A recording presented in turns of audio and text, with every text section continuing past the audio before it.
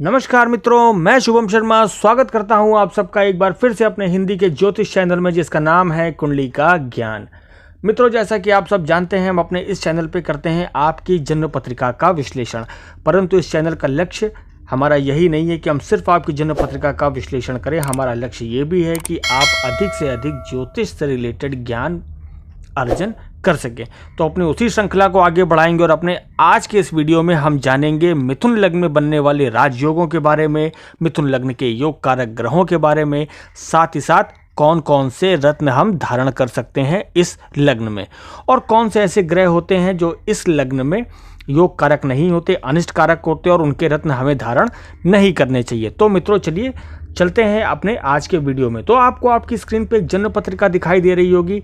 3 number से शुरू होती है कुंडली है, यानी मिथुन लग्न की कुंडली, और लग्न के स्वामी बनते हैं बुध।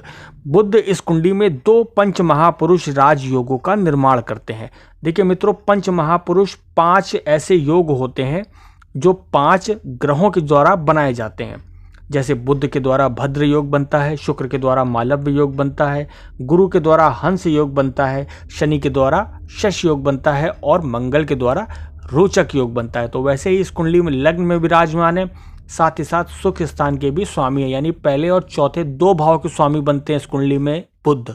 और बुध बनाते हैं, अगर बुध इन दोनों में से किसी भी पोजीशन में आपकी कुंडली में विराजमान है, और आपकी कुंडली अगर मिथुन लग्न से शुरू होती है तो अपनी कुंडली खोल के देखिए, अगर बुध इन दोनों घर में से किसी भी घर में विराजमान है तो आपकी कुंडली में बनता है भद्र योग। कंडीशन सिर्फ इतनी है मित्रों कि सूर्य के साथ ग्रह अस्त नहीं होना चाहिए।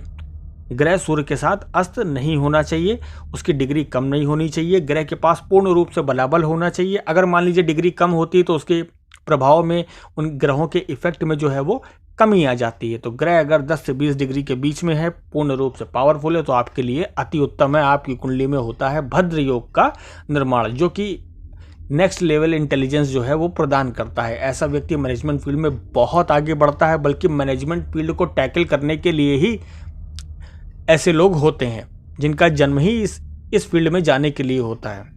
बैंकिंग सेक्टर बहुत अच्छा वो टैकल करते हैं। किसी भी प्रकार का ऐसा कार्य जिसमें बौद्धिक क्षमता की आवश्यकता बहुत ज़्यादा हो, वो इनके लिए बहुत उत्तम होता है, क्योंकि बुध बुद्धि के स्वामी होते हैं। अब इस कुंडली में अगला जो पंच महापुरुष योग बनता है मित्रों, वो बनता है कुंडली के 7वें भाव में हंस योग।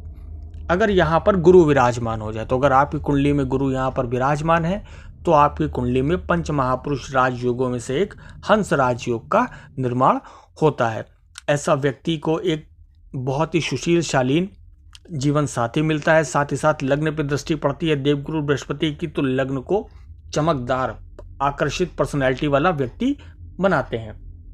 साथ ही इनकम में दृष्टि पड़ती है तो लाभ के कई स्रोत होते हैं ऐसे व्यक्ति के, और भाई बहनों से प्रेम भी बना रहता है, क्योंकि गुरु की 9वीं दृष्टि पड़ती है उनके भाई बहनों और पराक्रम के स्थान में, साथ ही साथ व्यक्ति को पराक्रमी भी बनाती है।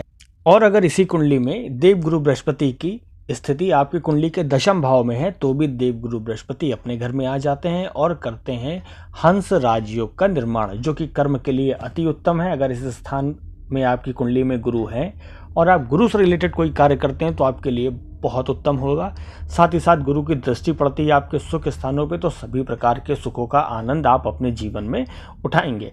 हंस योग वाले व्यक्ति अपने जीवन में उच्च पदासीन होते हैं, ऊंचा स्थान प्राप्त करते हैं, समाज में सम्मान पाने वाले होते हैं।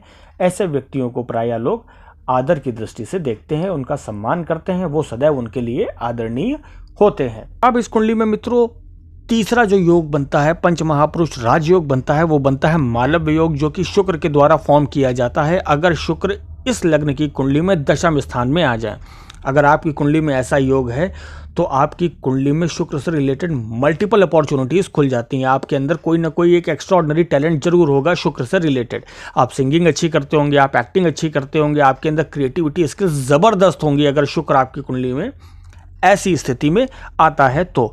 अगर शुक्र आपकी स्थिति इस कुंडली में अगर आपकी कुंडली मिथुन लग्न से शुरू होती है और शुक्र 10वें भाव में विराजमान है तो मालव्य योग का निर्माण करते हैं। सभी प्रकार के भौतिक सुखों को देने वाला योग होता है। ऐसा व्यक्ति हर एक सांसारिक सुख भोगता है, इतना पावरफुल ये योग होता है। बस कंडीशन सिर्फ 2 होती हैं शुक्र के साथ। साथ में चंद्र और सूर्य विराजमान नहीं होने चाहिए, शुक्र अस्त नहीं होने चाहिए, पूर्ण रूप से मालव्य योग कुंडली में बनता है।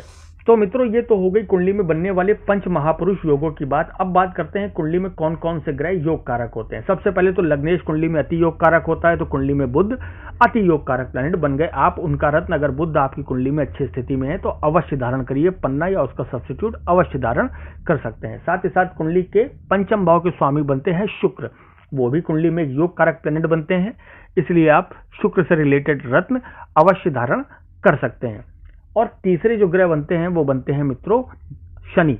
अगर आपकी कुंडली में शनि अच्छी अवस्था में है इस कुंडली में और उनके पास बला बल की कमी है तो आप नीलम अवश्य धारण कर सकते हैं। बगैर टेस्टिंग किए नीलम धारण मत करिएगा, और विद्वानों की सलाह लिए बगैर भी नीलम को धारण नहीं करना चाहिए। अब बात करते हैं इस कुंडली में अनिष्ट कारक कौन से ग्रह होते हैं। तो मित्रों, सबसे पहले तो इस कुंडली में छठे भाव के स्वामी बनते हैं मंगल।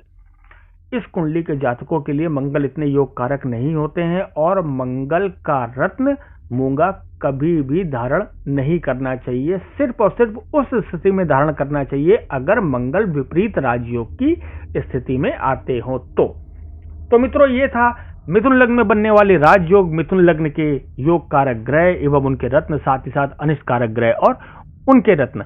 हम आशा करते हैं आपको हमारा वीडियो पसंद आया होगा, आपका थोड़ा बहुत ज्ञान अर्जन हुआ होगा।